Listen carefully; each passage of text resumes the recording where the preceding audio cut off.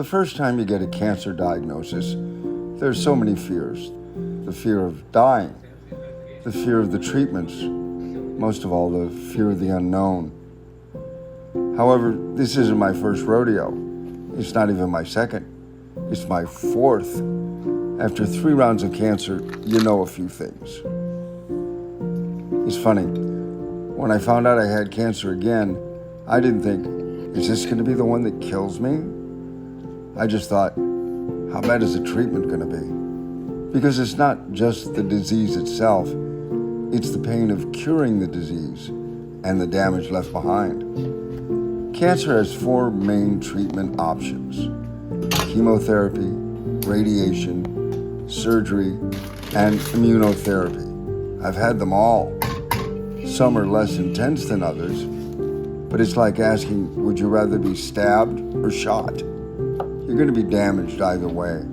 Fortunately, this time the treatment isn't nearly as intense as in the past. The plan of attack this time involves a combination of immunotherapy and a light chemo cocktail. Not the most pleasant combo, but certainly not the worst.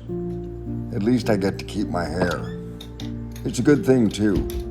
I swear if the treatment involved losing my hair, I wouldn't have gone through with it. If only out of vanity.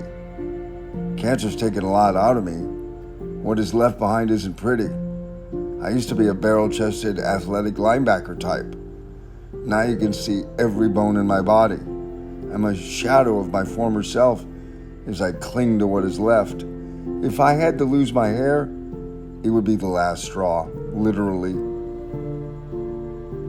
On the bright side, with cancer treatment, you get into a rhythm so you know what to expect. Every week or 2, I go to the City of Hope, sit for 4 hours as they pump drugs into me. Then I take the bag of liquid home and continue getting infused for the next 46 hours. At which point I just go about my day, tethered to the bag like a cursed Gucci purse. It's just when I'm unhooked and the infusion stops, the side effects come back. The fatigue, the nausea, the soreness. But then they dissipate over time, and I get a few days of relief. I go shopping, I do some business, I go see my girlfriend. By the next treatment, I'm almost back to normal. Then the cycle starts again. Infusion, fatigue, relief. Infusion, fatigue, relief. Week in, week out. It's not easy, but it's manageable.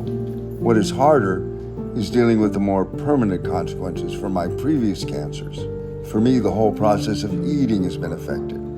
I needed a surgery that removed 1/3 of my stomach and 2/3 of my esophagus, pulling my stomach up into my chest. I've had radiation. That burned away 80% of my salivary glands. And worst of all, I lost most of my taste buds. Before cancer, I lived in the kitchen. I played with flavor palettes like Bob Ross and his paints. Now the whole sensory organ is defective. I can see the food, I can smell the food, but then I put it in my mouth and it's nothing but texture. Cancer's made me appreciate the joy in the little things. I can barely taste my food anymore, but I still enjoy cooking for others and using food to bring people together. Most of all, I've learned to use the time I have left for the people that are in my life.